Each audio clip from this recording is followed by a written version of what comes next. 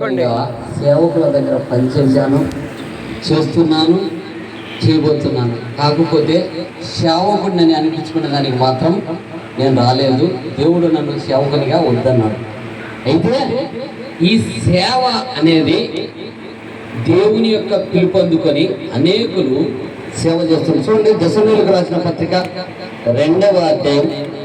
అపోస్తులైన పౌలు దశలోనికి పత్రిక రాస్తూ 2వ అధ్యాయం 1వ వచనం, సహోదరులారా, మీ యొద్ద మా ప్రవేశం వ్యర్థం కాలేదు, కానీ మీరెరిగినట్లే మేము ఫిలిప్పీలో ప్రయత్నం శ్రమ పడి ఏమన్నంట, యేసు ప్రభు దగ్గరికి ఒక వ్యక్తి వచ్చాడు. అయ్యా, పరలోక రాజ్యమునకు నిత్య జీవం పొందాలంటే ఏం చేయాలన్నప్పుడు ఒక యేసు ప్రభు దగ్గరికి వచ్చి సద్బోధకుడు అన్నాడు. మార్కు రాసిన సువార్త ఏమాట, సద్బోధకుడు. సత్ అంటే మంచి, బోధకుడు అన్నాడు.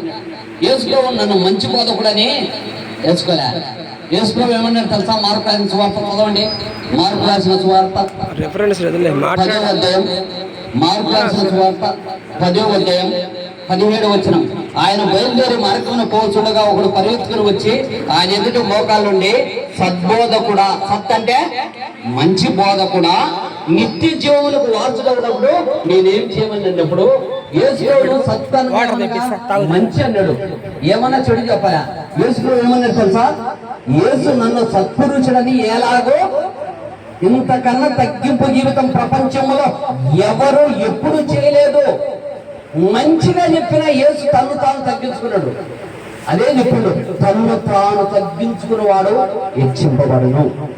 అదే అపోస్తులైన పౌలు దశలోని పత్రిక రాస్తూ ఏం చేస్తున్నాడంటే 3వ వచనం, ఏలయనగా మా బోధ ఒక వ్యక్తిని, అయ్యా, భూమి మీద తండ్రి అని ఎవరికైనా అనద్దంటే మనము బిషప్ అంటున్నాము, పిలవడం తప్ప, పేరు పెట్టడం తప్ప అంటే మునగా దిట్టండి, పుట్టోడా గిట్టోడా. ఎవరు? సేవకులే. నేను ఎందుకు ఈ మాట చెప్తున్నానంటే, సేవలో వాక్యము చెప్పేవాడు తగ్గింపు లేకుంటే, వినేవాడు ఆచరించకుంటే, చెప్పేవాడు ఆచరించకుంటే వినేవానికి అర్థమవుతుందా? వినుట వలన విశ్వాసం వస్తుంది. విశ్వాసం కలిగించాలంటే చెప్పేవాడు కూడా ఆచరించాలా. క్రియలు లేని విశ్వాసము మృతం. అదే అపోస్తులైన పౌలు దశలోనికి రాసిన పత్రిక ఏమంటాడు?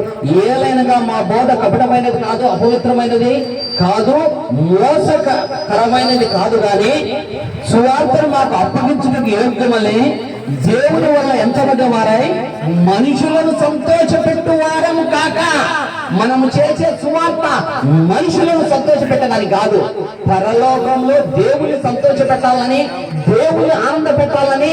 ఈ లోకంలో ఉన్న మనము మన క్రియల ద్వారా మనము పరలోక రాజ్యాన్ని పోతే, ఆ పరలోకంలో నిన్ను కూర్చి నన్ను కూర్చి దేవదూతలతో దేవుడు చెప్పుతుంటే ఆ సంతోషం యొక్క గొప్పతనం దేవుడు చూడాలని నిన్ను నన్ను సేవకులుగా చేసింది.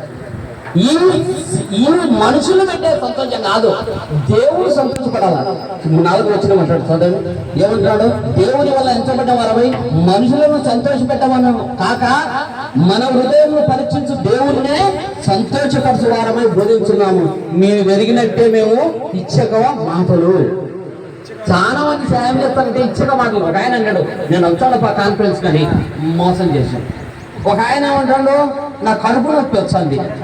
ఒక ఆయన నా ఖాళీ నైట్ కూడా పొద్దున్నే నీతో పనింది అయ్యా, డబ్బులు కావాలంట. సేవ అంటే మనుషులకు సంతోష పెట్టడం కాదు, దేవుడు చూస్తున్నాడని, దేవుడు పరిశీలన చేస్తున్నాడని, ప్రతి దానికి వాని క్రియలు చొప్పున వాని ప్రతిఫలము ఇస్తాడని. అందుకనే మత్తయి రాసిన సువార్త 7వ అధ్యాయంలో అంటే, నేను ప్రభు భూమి మీద నేను స్వస్థతలు చేసిన, నేను వాక్యం చెప్పినా, నేను ఇది చేసిన అంటే అది మాలోలారా మీరు ఎవరో నా రోజులంటారు. కాబట్టి మనము సేవకులు మనుషులను సంతోష పెట్టేటట్టు కాదు, మన పరలోకంలో ఉన్న దేవుని సంతోష పెట్టాలి. అందుకని చివరిగా ఒక మాట చెప్తా, చదవండి. చివరిగా ఒక మాట ఏమంటుందంటే, మీరు మాకు బహు ప్రియులని కనుక మీ ఎందుకు విశేష అధికారం కలవాలి. దేవుని సువార్త మాత్రమే కాక మా ప్రాణమును, మనము సేవ నిమిత్తం ప్రాణమును ఏం చేయాలా? ప్రాణాలు పెట్టాలి. ఇది సువార్త. ఈ సువార్త మనం చెప్పకుండా ఏం చెప్పినా మీకే వదిలిస్తున్నా. దేవుడు తన మాట